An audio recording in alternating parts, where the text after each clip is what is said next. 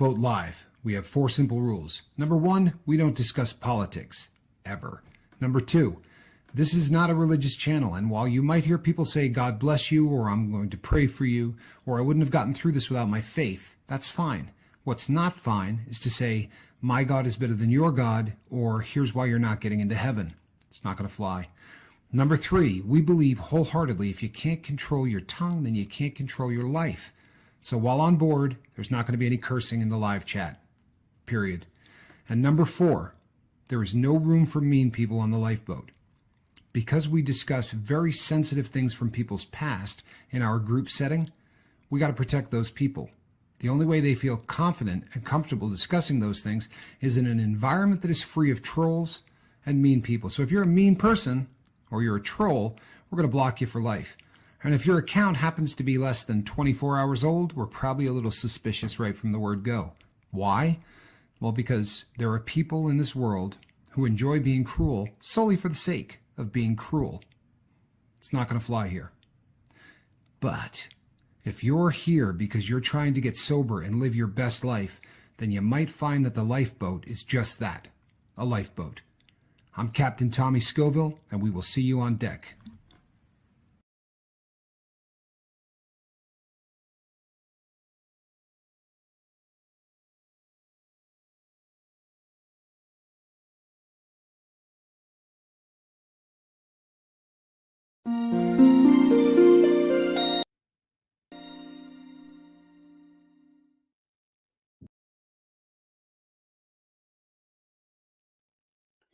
Good evening, everybody. I am Captain Tommy Scoville, and on the other side of the glass, as always, is my partner, Captain Mark Wages.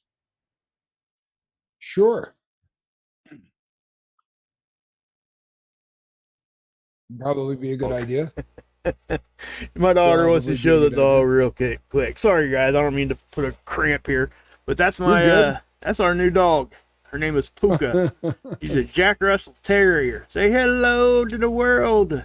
Hello, it world. Should be a Janet Russell Terrier. Yeah, there you go. I always find it funny when when a female Jack Russell gets introduced. It's like, I don't know. There's just something wrong with that. More of a Janet Russell Terrier. Thanks for letting me do that. Yeah, my daughter. What a cute dog, though, huh? Oh yeah, it's my daughter's first dog. So I mean, she's really excited. And I tell you, it's the pink collar. Yeah, she's a cutie. She's a smart one too. Time we brought her home, guys, she did. She went straight to the yard. She doesn't did her business. Yeah, we bought her from an Amish couple, so it was, pretty cool. Pretty cool. So anyway, sorry. Beautiful dog too. Really a beautiful dog. I love the whole facial thing. The whole dog is white. I don't know if you people saw that, but the whole dog is white except for those 2 little patches on the face, which is perfect. So, welcome to the Lifeboat, everybody. Tonight, we're going to be talking about a subject matter that I think is really timely. This is something that I get emails from people that a lot of us meet each other up on other platforms, right? We run into each other all the time, all over the internet. And a lot of the times the platforms that we go to are a bit frightening, right? And I don't recommend the opposite route where you just sort of bury your head in the sand and pretend that none of the things that are happening in the world are happening. But nevertheless, it does tend to leave you feeling like it's the end of the world.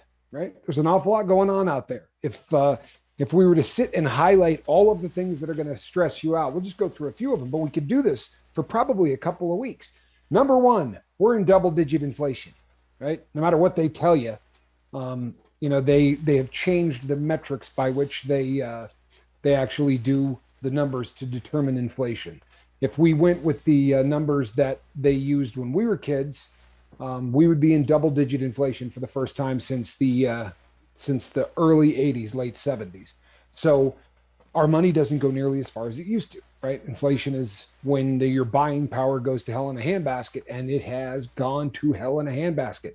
If you go out and buy a dozen eggs or you buy a gallon of gas, you really notice. And this is squeezing us financially, right? Across the world, but definitely here in the good old US of A. And we're coming off the C+ math. And that was one of the most stressful things that our planet has probably ever seen. And it's not that we haven't had those kind of things happen before, right? There was a very famous case in the early 1900s. The difference was all of a sudden we knew how the rest of the world was suffering, right? The world has shrunk so much that we had death counts from every country out there. And, uh, this the entire world deciding to lock down for a period of time was bizarre. You couldn't go out, you couldn't do anything. So, for a lot of people, this was, your kids are going to be going to school in your house, right? And for many, many parents, that was a very new experience. And on top of that, we found out what they were actually getting taught in school, right? You got to sit in on their classes, and statistically speaking, I'm not jumping on any bandwagon here, but statistically speaking, parents across the U.S. were not pleased with how the education system is. Yeah, on both sides of the aisle, right? For different reasons, but nobody was happy with how their kids were being educated. All of these things start to really, really pile up. Then toss in the fact that we're probably as close as we've been to a WW situation since the last WW situation, right? That would be, WW1 that happened in the teens of the last century, and then we had the WW2, which was took place in the 40s, right? Ended in 45, 46. So we're really poised on the edge of WW3. And if you watch the news, you know that old Vlad has been loading missiles that have, very deadly payloads on them, and talking a whole lot of smack while he did it. Here's a little something, something for the people in the West, kind of situation. And all of this starts to really weigh on people. And then, for a lot of us, we don't get our news the way the rest of the world gets their news, right? They sanitize the crap out of it. If you watch mainstream news, you get a much different version of what's going on in the world than if you watch some of the, of the platforms that sort of just let you have it. You know what I mean? They really give you the news and they let you sort of work it out yourself. And before anybody goes, well, blah, blah, they're all footnoted, right? The one I will tout to beat hell is Marfugal, because it is one of those platforms where if they talk about it, they have it footnoted. They don't, and there's a reason that, as controversial as Marfugal is, there's a really good reason that Adam and Dex are still there, right? This kind of news goes away very quickly, very often. You can the highway, the super highway of the internet is littered with the carcasses of people that went on and tried to tell the news with their own flavor. Marfugal has done it very successfully for a very long period of time, because regardless of how out there you might think the subject matter is, they prove it, right? They footnote it, they give sources. And then on top of that, we have had a lot of death in the last 3 years. Never, according to science, there's never been a time on this planet that we lost the numbers of people that we have lost in modern times that we have in the last few years, and especially if you're here in the U.S. We've gotten to the point now where, with the C plus math and with everything that is going on with the drug overdoses, there's nobody in this country whose life has not been touched by death in the last couple of years. And if you take the time to sit down on the couch and you pick up that little black handheld channel switcher and you pop on, you're going to notice that these are really, really, hey, Daniel M. Theobald seems to be blocked. I assume that was probably a mistake. Can somebody unblock Mr. Theobald, please? Yeah, blocked. Just got an email from Mr. Theobald that said he is blocked. Can we work on unblocking him, please? I'm not sure how we do that, but I just popped up across the top of the screen. He said, I'm in the chat, but I seem to be blocked. Yeah, if you, so my bobbleheaded partner is on that. Daniel, hold tight, and we'll try to work that out as fast as humanly possible. Yeah, because that's really odd. So, yeah, this has just been one of those periods of time where if you flip on the TV and you do a little channel surfing, you can depress the ever-loving crap out of yourself, right? And we don't deal with that well. We don't deal with those kind of feelings and those kind of emotions very well. It's one of the reasons that we have run to the shelter of whatever helper you went with, whether it be liquid form or powder or herbs, whatever the case may be. We used drugs and alcohol.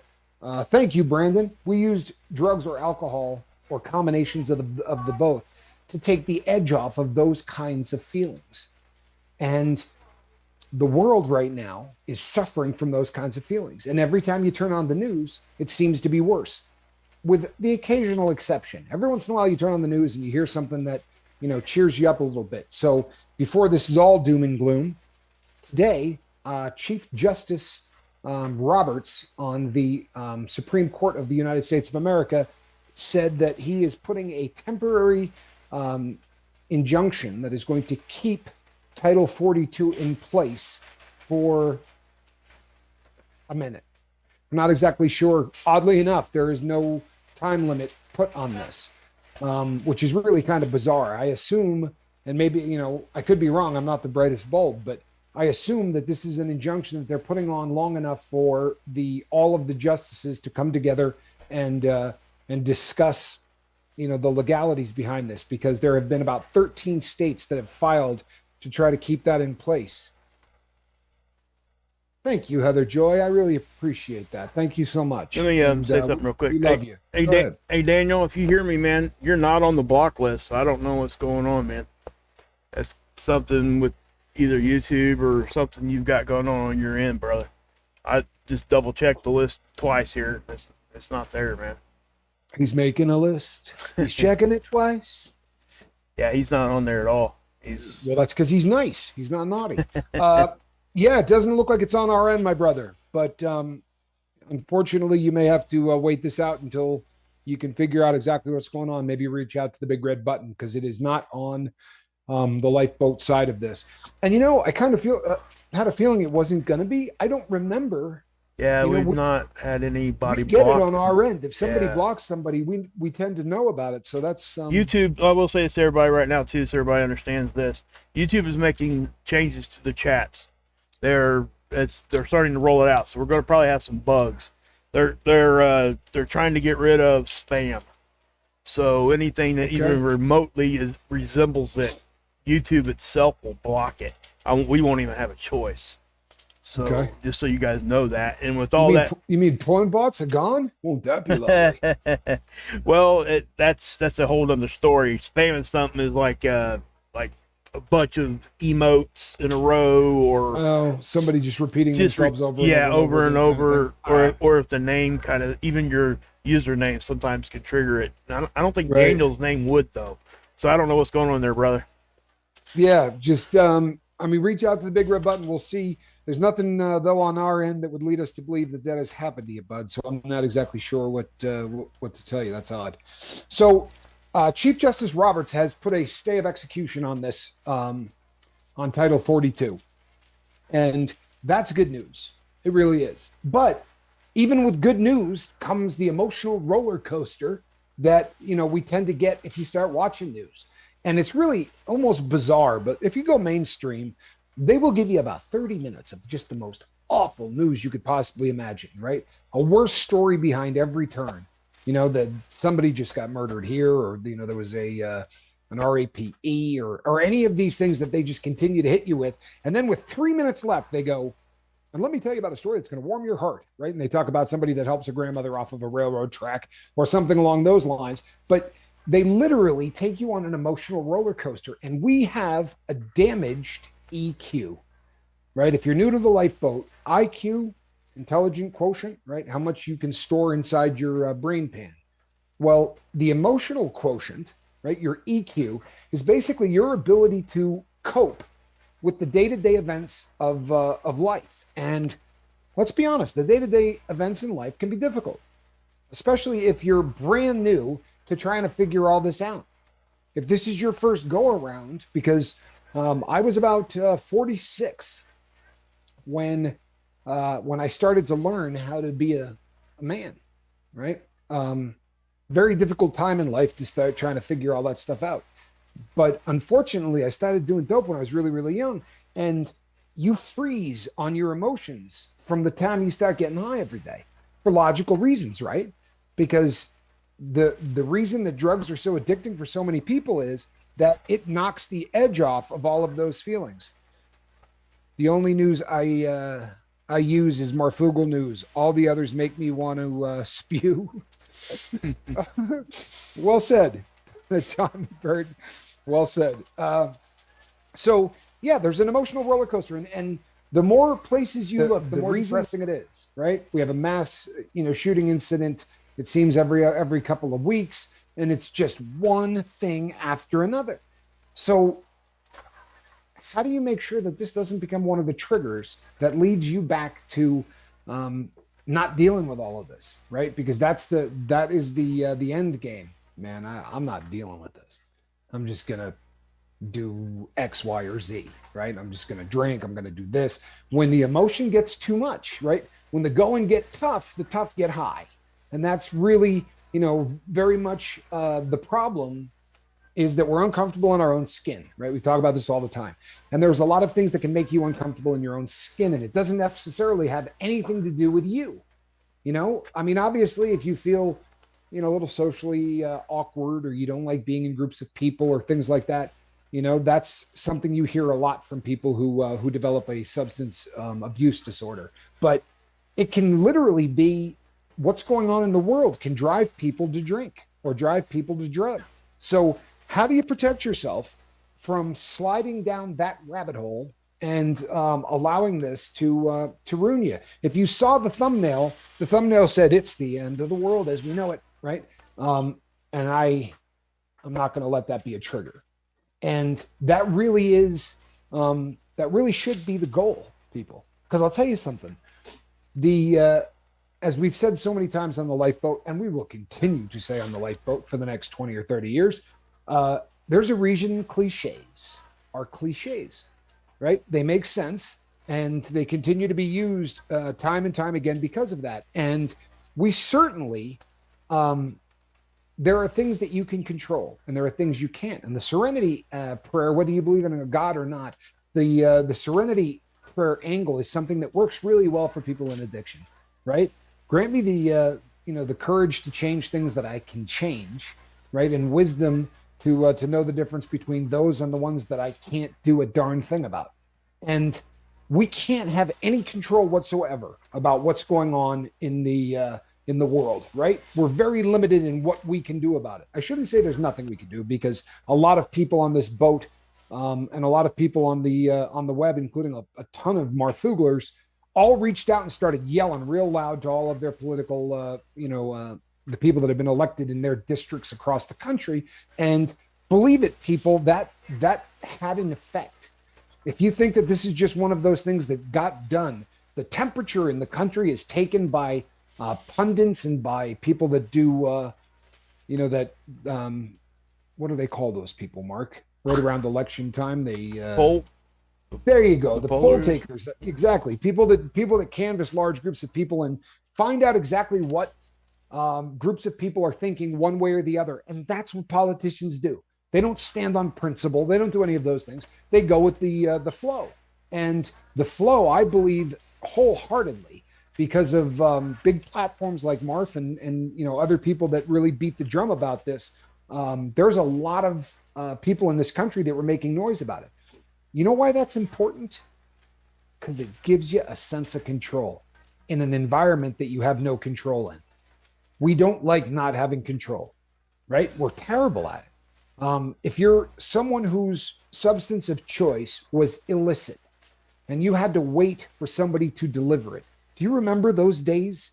What it felt like while you were waiting for the dope man to come and deliver? Nothing in the world makes you more angry, right? And if they're 42 seconds late, you are ready to take them off the planet. You're yelling and gritting your teeth. It's not because they're late. It's because it's a situation that you have absolutely no control over. And we do not do well in situations that we have no control over. So what do we do with the planet, right? In the chaos that it's in? We've got the beast from the east getting ready to attack Taiwan, right? Everybody knows that that's on the horizon. We've got Vlad doing all kinds of dirt over in UK, and for the first time since WW2, we got a bunch of people taking sides. We have people that had never wanted to have anything to do with the North Atlantic Treaty Organization, right? With NATO, that are going, hey, I think we'd like to join now, right? Yeah. There are all kinds of countries that are really making beating a very fast path to the back door of NATO to try to join up because they think something huge is coming. Yeah, like Switzerland and freaking Finland. Yeah. Those guys are Finland. Those are historically like neutral. Bingo. Yeah, that is exactly what I was going to say, Mark. These are people that, I mean, countries rather, that have sort of made a name on the, yeah, I'm not getting involved kind of thing, right? I'm not. We're neutral. I mean, if you talk about Switzerland, to most people, it's either like chocolate watches or neutrality, right? That's the what that company, I mean, what that country is famous for. But we have one of these situations that, with all of this going on, there's not much you can do about it, right? And that feeling of not having control over your destiny is really dangerous for people like us, right? Those of us who are all in the same boat, those of us who have struggled with, hey, Buddha, good to see you. All of us who have struggled with substance abuse disorder, the unknown, we don't do well with. Lack of control, we don't do well with. Any kind of uncertainty at all. And unfortunately, here we are, and that's where we find ourselves, with a complete and utter lack of control. So how do you deal with it, right? That becomes the question. How do you deal with it? The first thing I would say is this: figure out the difference between the things that you have any kind of control over and the things that you don't. Title 42 is a great example, right? Can you can't grab weapons and head to the southern border to try to make sure that, you save some lives, but you can pick up a damn telephone, right? You can send an email. And for a lot of people, just that feeling of involvement, just that feeling of, you know what, I did what I could. The best I could do was that. Trust me, people, when I tell you that for my bobbleheaded partner and I, the reason that we keep yelling about this is because we don't want to feel powerless. I mean, yeah, obviously we're passionate about about what's going on, and we don't want to see anybody in this country, die because the beast from the east is sending poison to our streets. We want to save as many people as we can, but I promise you, a very large component of that is we can't feel that helpless feeling because it just doesn't feel good. So you take a look at that situation, and if there is something you can do, I would recommend doing it.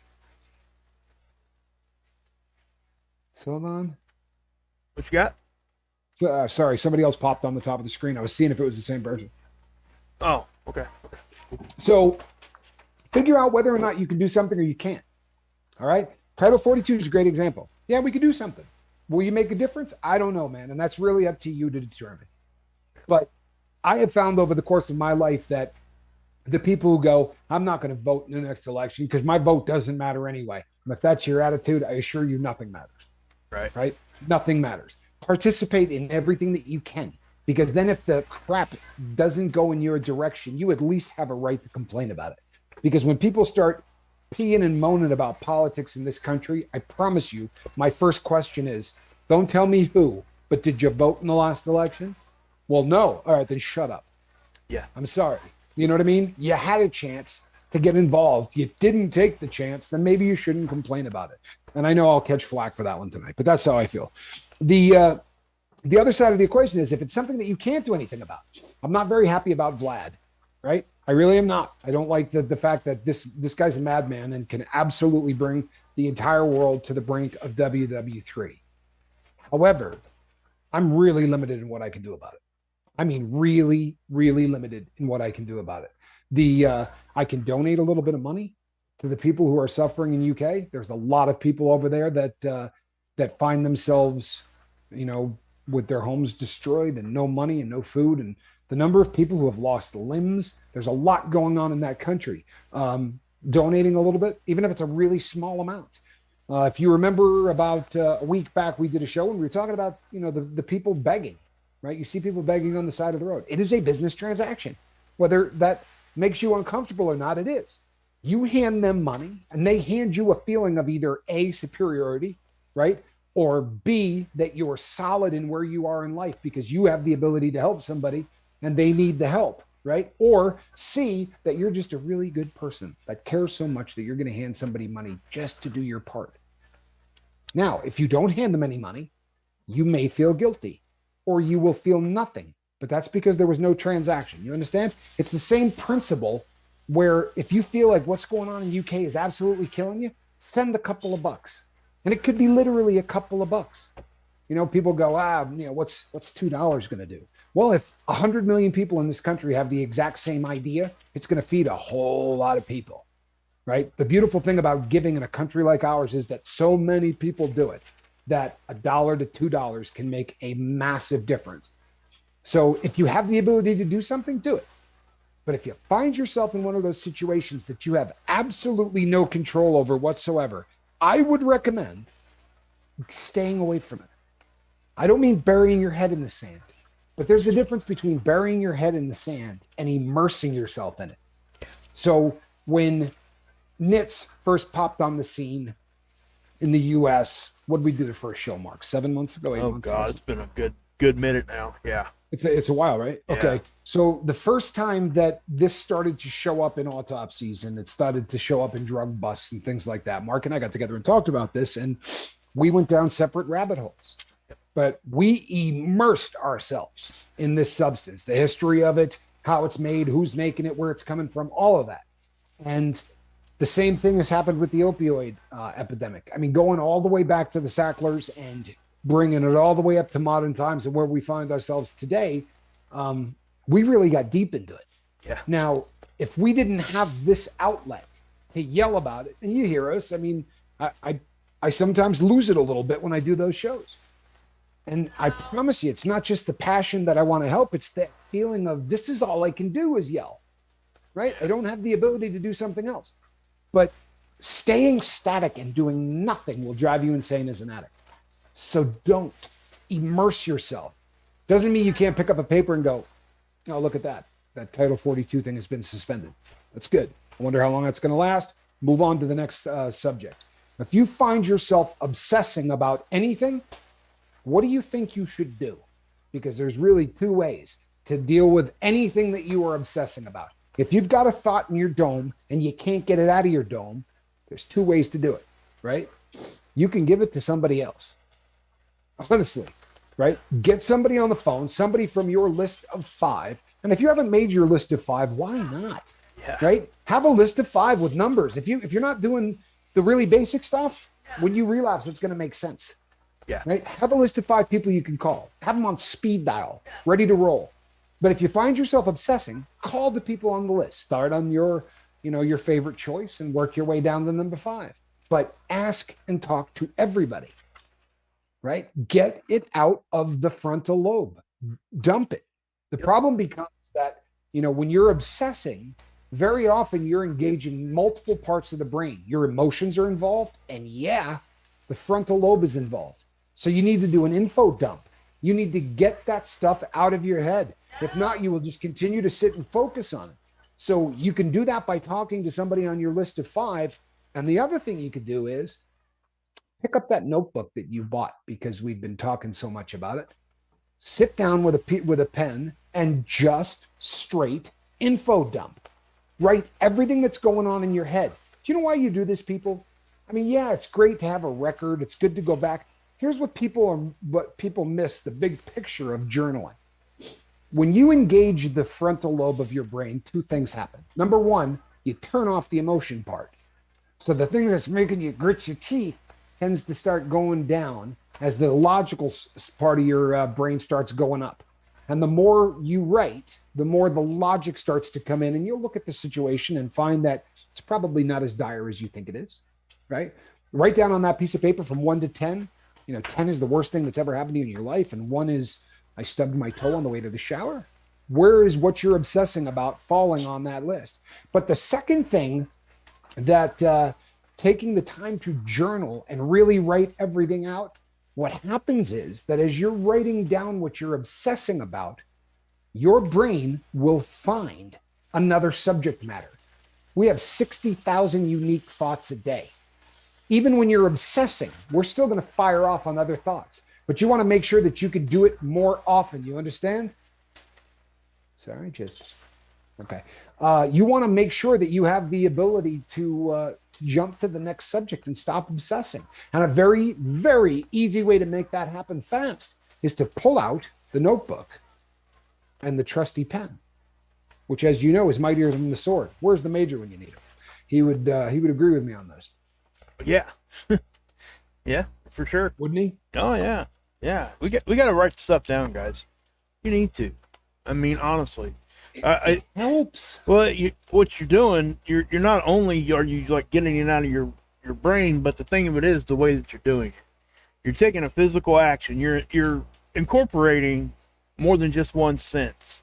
You're not just incorporating your eyesight. You're incorporating your touch. Even the smell of the paper can influence what's going on. No question. So if you're there's 3 senses right away, right there. And we got 5. So, yep. Or if you want to add umami or whatever you want to call that, we might have 6. I don't know, whatever your belief is on that. But listen, change your environment and all that kind of stuff. Anytime you can just do anytime you can add an extra sense into anything. And that's why journaling works. It really, truly does. And also, I know it sounds a little off, but reading what you said, you wrote down in your journal back to yourself before you put it away. Then no, that doesn't sound off at all. Then you actually get to hear another sense. Obviously you're not going to taste the paper, so we'd prefer you not. Yeah. So you've incorporated all the senses that you possibly can, and it will affect you in a very positive direction. Because, I've done this in the middle of the night myself. I've actually gotten up because my brain just would not shut off. And so some people run to the TV, right? And that's okay. I'm not saying that whatever, people do what they do. But for me, that just gets my brain moving more. So what I do is I'll sit in a dark room or whatever I'm doing. I might play a mindless app game on my phone or something like that I don't have to think about. Just kind of clicking buttons or whatever. But the other thing that you can do, you can read if you want to do that, or just write it out. Because if you're reading, you're still activating your mind. You know what I mean? So reading's huge. Right. Reading is absolutely huge. It is. And reading the right stuff. Well, and there's something to that. One of the reasons that reading puts you to sleep and watching television doesn't is because when you watch television, you can put yourself on autopilot, right? It doesn't really you don't have to engage a whole lot of mind power in order to do it.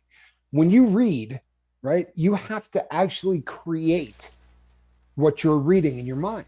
You become the producer, the filmmaker, all of those things. If you ever read a good book and then gone and seen the movie afterwards, have you ever heard anybody say, boy, the movie was so much better than the book? It's never happened once, right? Everybody always says, well, the book was so much better than the movie. You know why? Because you created it. Yep. You took the words that person, when he said, there's a blue crystal lake and the wind was blowing in from the east. Well, you're looking at that. You're actually creating that in your head, and it wears out your brain. It will absolutely knock you down. Not sure what the convo is about, but I've been down so many rabbit holes and absorbed so much into, what? I am having such a tough time. I'll read it to you, man. My eyes have been blurry all day. I'll read it for you. Really watches, please. It says, not sure what the convo is about, but I've been down so many rabbit holes and absorbed so much info. I'm desensitized to the apocalypse. Well, and I get what you're saying there, but being desensitized works for everything. Well, and it's funny, if you've been on the boat for the last 4 days, right? Yep. What he's talking about is that dorsal, right, of the vagal nerve. That's the dorsal where that's it. You're going to go, you're just going to get numb to everything that goes on around you. That is the third level, right? So it's, normally we start out in ventral vagal where we're just happy as a pig in mud, and we want to communicate, we want to smile, and everything is groovy. And then the second one is that fight or flight mode, right? Where you go into sympathetic. And when you're there, there's a reason you're there. That's not like other average emotions. That's there to protect you, right? There's a reason they call it fight or flight, right? So it's either swing or get out of dodge. That really is what that, and the reaction to the body is you get a little burst of adrenaline, right? And the vagus nerve that runs all the way through your entire body goes, okay, pop the stomach a little bit, right? And you tighten up your stomach. That's why when you say, ooh, like right before a fight, you get those sort of butterflies and all that. The idea is you're tightening up everything because it's assuming you're about to get hit, Yep. right? So once those things start happening, you have to figure out. Hold on. Sharon's having a bad night, I think. Yeah. Are you okay? Yeah. I didn't catch what she was having a bad night about, though. Sharon, pick up the phone and call in. Yeah. If you're not comfortable with that, then Email I did us. see, she did. Did she? Okay. Yeah, I'm 99.9% sure that is the email that I saw go across the top of the screen. And if that's the case, Sharon, just hang in there, and when I hang up, I'm going to get a hold of you. Okay. So just hang in there, and we'll talk when the lifeboat is over. I would say within about 5 or 10 minutes of me hanging up. Okay. So just stick with us. Hang in there. These things happen. Yep. Go ahead. Yeah, but the desensitized thing works in both directions too, I have to say. And the desensitization works in so many different areas if they actually use that for, I hate to say it, as a weapon. They really do. If you noticed, if anybody has ever paid attention when they were a kid, I remember being a kid and everybody saying, by the year 2025, we'll have nudity in commercials. Well, guess what? It didn't take them that long. And the reason why was because of what? Desensitizing us slowly. And that's what happens. It's a very direct, and it's a very, it's easy to see if you know what's happening. And it just is. So, and it works for everything. I mean, I remember growing up, and the house I lived in was, I lived in a Christian house, but it was kind of strict in the aspect of I wasn't allowed to listen to a lot of certain music. When we're talking, like rock music or anything like that. I'm not talking like a lot of cuss languages and stuff like. But a lot of NWA cranking in your house. Well, but I still listen. Is what I'm trying to say. Just not in my house. But the thing of it is I was being controlled, just like you were talking about earlier. And that's why I'm bringing this up. My parents were controlling me like that. So what it make me want to do? It made me want to go do the opposite. It made it so. I mean, yeah. So and there's a desensitization that happens in all of that, and it's like there's almost like a war on both sides. They're trying to desensitize each other to certain things, because everybody sees the other side as potential, allies, I guess, if you want to use those words. Just potential somebody getting on your side. If you think you could save somebody as far as being a Christian, everybody that's not a Christian, the rest of the world is a potential. I mean, that's just how we look at it, right? And it works the other way too, guys. Okay, people that are doing nefarious stuff, everybody around them that's not doing nefarious stuff is a potential victim. So, and that's just how things work. And if we know what's happening, then we can actually, address it, and it will help. It will help you in recovery. It really, truly will, because you'll start to see what happens with the whole process of what's going on. If you're going to see people that are getting high or what have you. You're going to be able to see where they're going to get it at. They're going to see what a particular person does when they drink. You're going to see all this stuff. So I remember very, very distinctly when I was in the life. I was, and I'm not telling you that I was a good person, because trust and believe I was not. But I always had a kind of a rule about I didn't want to get anybody high on heroin for the first time.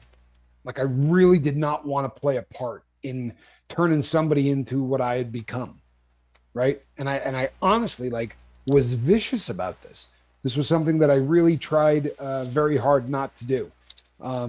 But I knew people whose entire hustle, I was out robbing and stealing and doing things.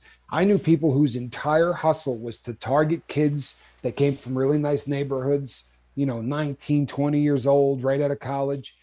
and they would try to get these people strung out. Like that was how they paid for their life, because this person would end up with a habit and not have a phone number. This is, Yeah.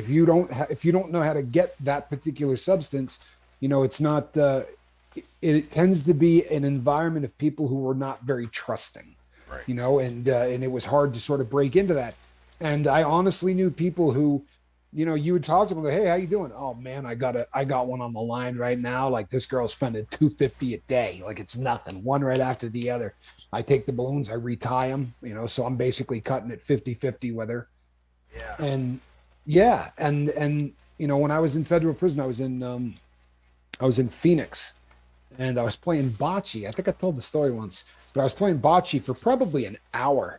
And one of the guys that was on the other side of the court was yelling back and forth. And he's like, oh, you lived in Salt Lake for a while? And, we were having the conversation. And he said, where exactly did you live in Salt Lake? And if you've ever been there, Salt Lake is a grid. When you give somebody your address, it sounds like, 2700 South, 1600 East, right? They're grid coordinates, Right. right? Because everything is based on where the temple is. So I spit out my address, and the guy just yelled my name. He's like, good Lord. And he came running down the length of the court. And he was like, oh man, do you remember me? But my next question to him was, hey, yeah, I remember you. How's Stephanie? And Stephanie was his girlfriend. And he said, oh no, he said, she didn't make it.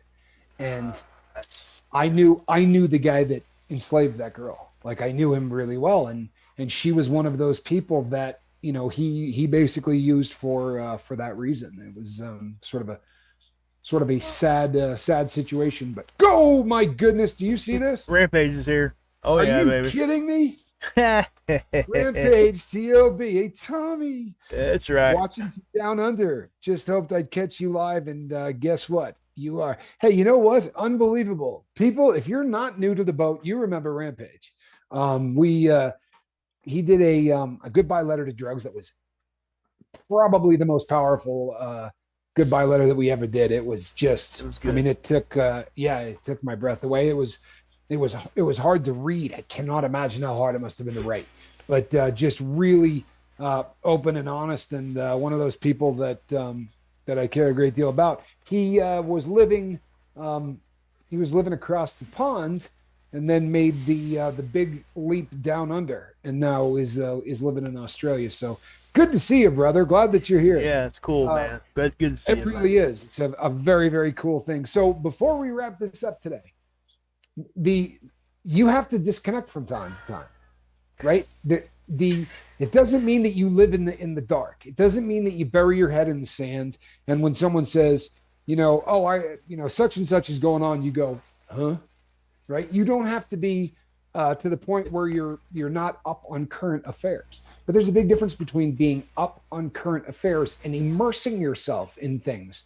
It's as I said earlier, when the nitazine thing first started and we started to do the deep dive, I kid you not, people, I probably had, out of 72 hours, I probably spent about 46 of them doing nothing but reading about nits and all of the different places because nits have become popular in other parts of the world before they became popular here.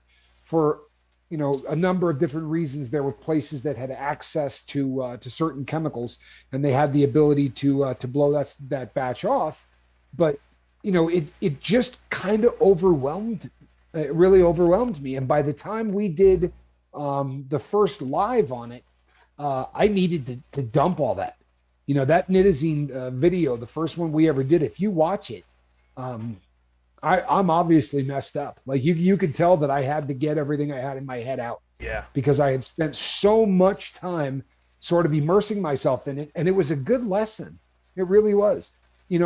Someone asked me the other day, how the two of us don't freak out, right? How Mark and I don't sort of lose it, because we spend an awful lot of time talking to people who are really going through it, right? You take on the problems of a lot of people. If you sit in the chairs that we sit in, there's about 3,500, give or take. I think we need 6 or something, right? Yeah. So, But but about 3,500 people who, a lot of you call in and tell us what's going on, and we email back and forth and all of that. And the we really have gotten very skilled at, when we know that it's gotten too hard, it's gotten too far, we disengage. Yep. It's a reason we don't go 7 days a week anymore.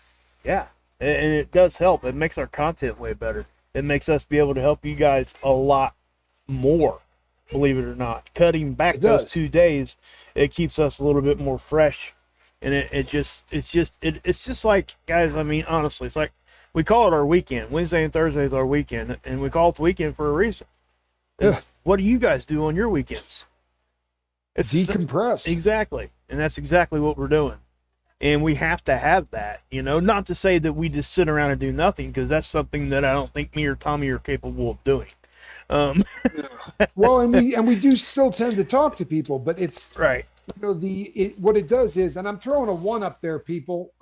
That's because, boy, again, if you've been on the boat a long time, you will probably remember when Rampage came on and talked about how he was done with smokes, and he was. His usage history was pretty fascinating stuff. He had a lot of stuff with medical conditions where he absolutely had to continue. Don't talk to me like that. He had to, he needed pain meds for very legitimate reasons, but he was a big smoker, and it's going to be 1 year in February. Man, it doesn't feel like we've been doing this that long, but congratulations, Rampage. Yes. That is awesome. That really is awesome. And we talked a couple of times through some times where he was going through it. I remember him, saying, I don't know that I'm going to get through this without breaking down, but proud of you, brother. Really, really, really proud of you. That is awesome, awesome stuff. It's on the screen now. I had to go back and find the comment, but yeah, that's cool, man. I mean, it really is. It is so cool, right? Yeah. I don't want to bring the mood down or anything, but I do want to mention Linda's here, Linda Parrish. She did the doctors really did kind of screw her up a little bit, made her wait, and she does have liver disease. The biopsy results came back, so she got like 30% function and that kind of a thing. She's been saying it in the chat, so I'm not saying anything she hasn't said. Right. I just want anybody that didn't get a chance to see that. So obviously we need to be praying for her and sending love, whatever you guys do, good thoughts. But yeah, I'm sure she would appreciate it. I get a chance to see her face to face during group every Thursday, and she had her biopsy done last Thursday, and yeah, I could tell, Linda, if you're listening right now, you were not feeling good. It just was obvious. So, yeah. I just want to say that, guys, because we got to take care of each other, and that's how we kind of do it. Probably about the best way we can do it. So, yeah. Anyway.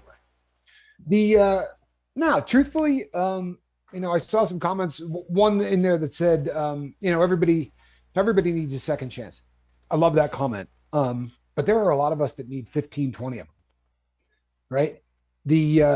I understand the concept, and you hear all the time about people who say, you know what, I'll give somebody a second chance. After that, you know what I mean? Like, well, with substance use disorder, it's a very, very rare thing when somebody gets it right after the first try. It's just one of those things that, sobriety is a skill. Living a life without drugs when you've been addicted for a long period of time is no different than, tearing down a watch and putting it back together, or working on a car motor, or doing anything else. There are steps that you need to learn. There are techniques that you need to learn. There are people who need to help you train, and people you may have to call in if the work gets too heavy, right?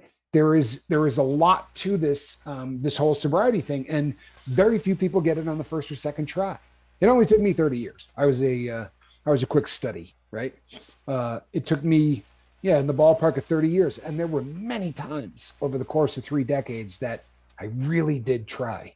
A lot of it was lip service. And I know that now, and I don't mean lip service to others. I mean lip service to myself, where I might quit for, a week or 2 weeks or whatever, but I knew damn well I was going to go back to it. It was more of I knew if I took 2 to 3 weeks off, It might cut down on how much I had to do in order to get well. And, those kind of things went on in my head.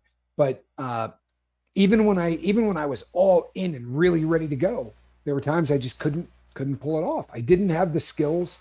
I didn't have the techniques, all of those things that, we talk about here until you guys are sick of hearing them. The reason we do that is because when we were trying to get sober, there was nobody talking about any of this stuff.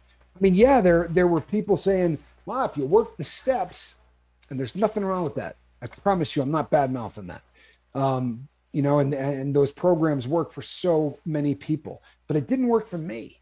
And I needed kind of nuts and bolts stuff like, and Q was great for that, because when I would say things like, I'm ready to kill somebody, like I'm losing my mind, he'd go, well, then get away, right?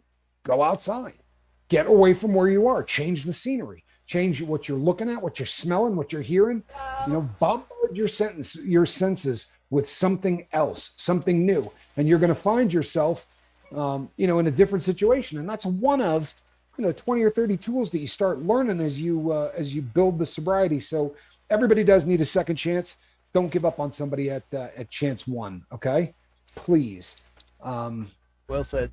Honestly, Thank you. that's really how it has to be, guys. I mean, how many? I mean, just look in the mirror and see how many chances you needed. That's all you got to do, really. Boy, I needed a lot. I'll tell you what. And I did too. And that's the thing. We all justify what we're doing in the moment. We always do. We find some way to weirdly justify what we're getting ready to do, and eventually that stops working.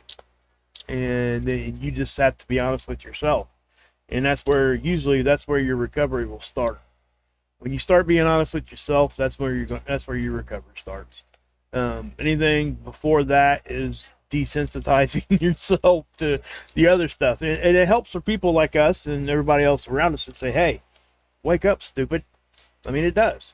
That does help. No question. But the second that you're honest with yourself is usually the second that you've made that turn, and you're able to go that other direction. I'm not going to say you're going to succeed that first time, second time, third time. It doesn't, that's kind of what Tommy was saying a minute ago. And it just, unfortunately, the numbers are what, 80-20? Yeah, they're not even that good, brother. I mean, that may be across all drug platforms. Opiates. Because, opiates are just astounding how bad the numbers are. But you know what? I don't know. I always kind of took that as a challenge. I was like, well, I'm going to be that one. You know what I mean? Like, I don't care if it's 1 out of 100. I'm going to be that one. Tracy, that was one of those things that made me grit my teeth. Go ahead. Tracy's wanting to come in. Do you want to let her in? We only got 5 minutes. Okay. Sure. We'll have to just bang it out quickly. But okay. Yeah, I'm letting you in there, Tracy. If you come in, I think I'll let you in there. Let's see here. Let's see if we get you. Are you there, Tracy? Yeah, I made it. Hey. Oh my God. Hey. Thank you guys so much. Wait a minute. Yeah, welcome to the lifeboat. I'm trying to figure out something about how to turn it on. Can you hear us? Really? Yeah. Okay. And I can see you, but I'm trying to turn my video on. It's not working. Yeah, you ain't got to. Don't worry about your video. We don't usually show the video of the caller anyway. They're gonna. So just right. your. Yeah. I got you. Go ahead. I'll turn your video off. So. Okay. Well, I'm saying hi. Hello. Well, we're glad that you did. Did she leave? Oh. No, you're still here, right? Awesome. You're still here, right? Yep. Okay. So we just want. Yeah. So what you got? You got a question or something, or anything, or just want to say hi? Oh, is it like a meeting? No. It is kind of like a meeting. You know what I mean? If you have a question, you can knock out a question. If if you just want to call in and shout out a hello, we're fine with that too. We're a pretty wide open platform.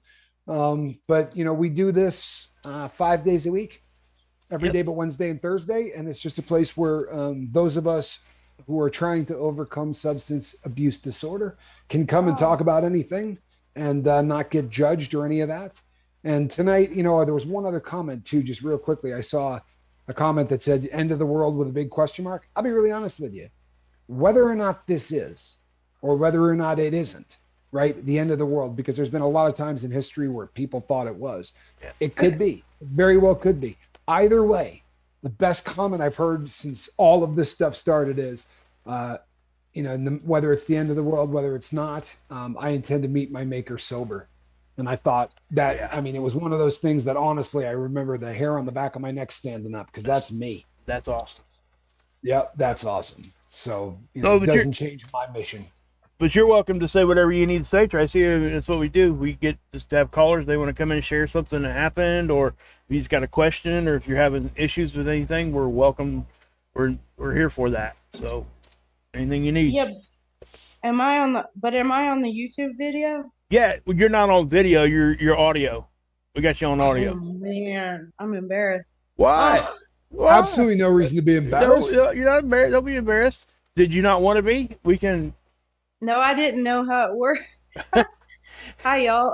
I didn't know how it worked. I thought it was just like some people were on the Zoom and some people are on the YouTube. Oh, I got you. No, it makes sense why that'd be confusing. I got you. Yeah, because I'm confused. well, but anyway. I'm on a medicated assisted treatment too, and I do my meetings on Thursday through a Zoom Oh, okay. through a Zoom call also. So this is just the channel that me and Tommy are running here, or Tommy and I should say, and if we're here for everybody, and you're gonna find, if you stick around, which I hope you do, you're gonna get welcomed really quick in the chat, which you probably already did. Oh my God, I did. And I'm so grateful, you guys. Like, I'm so grateful I found a community. Oh yeah. Because, Oh, cool. yeah, so I will just say something really quick, and maybe Sure. it'll be encouraging to people, and I'll just say, I celebrated 30 years Oh, on, wow. yeah, How from awesome is that? I think I got your comment up there. Yeah, that's so cool. so, and I don't say that to toot my horn or anything, you guys, but I just say that to say, you can do it. Yeah. And one day at a time, and whatever works for you. Ultimately, like for me, I needed a lot of healing. I needed outside help from, the group, the 12-step group. I needed medical help, all kinds of things. And but yeah, I've been sober from alcohol. I was a very, very bad alcoholic. My liver had quit working. I was only 22. Wow. And Wow. yeah, yeah. Yeah. And so now, it's like I have a son that's 27, and he's got like 5 years now. And so I'm just really grateful, and I'm really grateful I found you guys. I really didn't mean to be on the show, but here I am. There's absolutely no reason to say sorry for being on the show. We're glad you called in. Don't worry Talk about an awesome icebreaker. That's cool. Right? I mean, honestly. Yeah, and Yeah. and You if get the official welcome. That's great. Thank you. I heard of you guys. I found you on Marfugal. Yep. On my Frugal News. Awesome. Yep, we're glad you're here, because that's what we're trying to do. We're just trying to help people, and and the best help that I think that we as recovering addicts or recovering alcoholics can get is from one another. And that's, we don't have any kind of degrees or anything like that. We're just here to share what we've been through. Just recovering addicts. Yep. And that's just what we do. And, so we're glad that you're here. Actually, I'm glad you made that mistake, because it's nice to talk to somebody. Right? No question. Yeah. Especially people that are new, and the big shout out as always to the people over on Marfugal that have done an awful lot for us here on the Lifeboat. Right. We love them. We really do. Great guys. 100%. And 30 years is awesome. That's a heck of a feat. I'm telling you. It really Thank is. you. It's absolutely awesome. You should be really, really proud of yourself. Do you find after 30 years that, is it just completely in the rearview mirror, or are there days you still think, that it's hard getting through it? No, so my higher power, who I choose to call God, it removed the desire to drink from me in the I think in the third year it was gone. Wow. So I was yeah, I was completely healed of it. But there was life. Then there was dealing with life and my own head and everything else. So I continued meetings and all that for years and years, um And helped a and lot of people along the way yourself. Yeah. yeah, and I've tried to be of service, and and then in the last 10 years I've gone through some really tough stuff, and um I got in a really bad accident, and I did I'll just disclose, I used cannabis uh to get through after the accident. And I'm not saying I condone that, or I'm not saying that's right or wrong, but for me It worked. uh, it worked. It sure did keep me from getting hooked on some kind of other thing, and Yep. Good. and so I quit that though, because I figured out it wasn't good for me. Um, my head's a lot clearer now, and I'm not having depression like I was, and my body's pretty much healed, I guess. I mean, so what happened was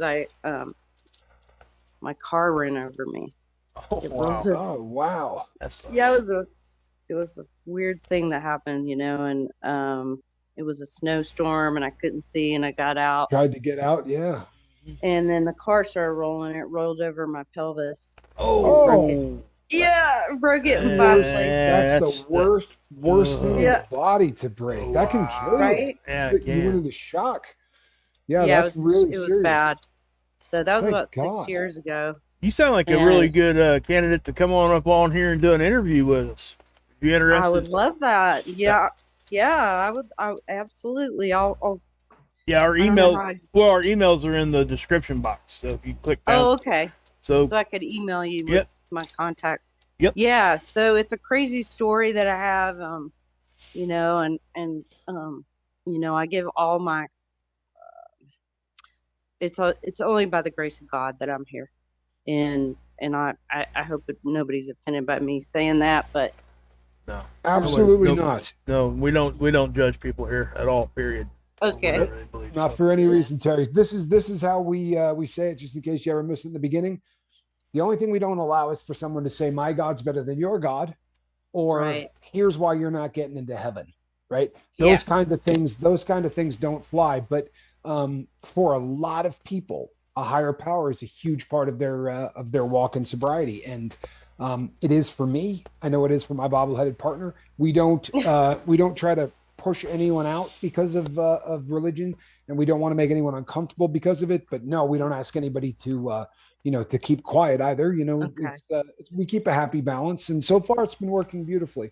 But no, that it's awesome, and it's great that within 3 years that desire was gone. But I love what you said. The desire was gone, and then life kind of kicks in. Because yeah, that really that's it, isn't it? I mean, even once you get stuff under control, then there's that whole life thing and that emotion thing, and all of those things that we have to cope with. past that honeymoon Absolutely. phase. Get past that That's honeymoon phase, and you got to start dealing with life again. And it really does. It can push you right back up into it. And it's amazing when we hear people that are me myself. I was opiates, and people here know what my story, and I'm sure I'll share it again at another time. But yeah, I'm what now, Tommy? 11 years, going on 12. 11 years. You're not on 12 rapidly. You're 7, right?